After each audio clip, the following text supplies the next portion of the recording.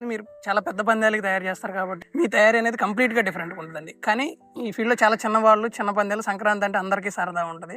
ప్రతి ఒక్కళ్ళకి మంచి కోడిని తయారు చేయాలనే ఆలోచన ఉంటది.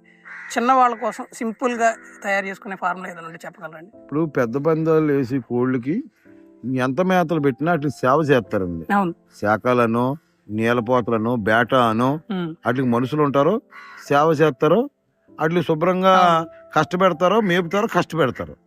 వాళ్ళు చేయగలుగుతలేదు. చిన్న పందాలు వేసే వాళ్ళకి ఏముందండి, అలా 4, 5 బాదం పిక్కలు వేసుకుని శుభ్రంగా తోడేసుకుని సోళ్ళు గంటలు ఒడ్లు మేతెట్టుకుంటే సరిపోతుంది. పూర్వం అయ్యే మేతలు మేపేవారు. అవును. ఉంటే ఇప్పుడంటే ఈ చేతనాలు. పూర్వం ఉల్లిపాయ, అన్నం, తౌడు కలిపేసి రోట్లో దంచింతంత ఉండల కింద అవును. పెట్టేవారండి. అవును.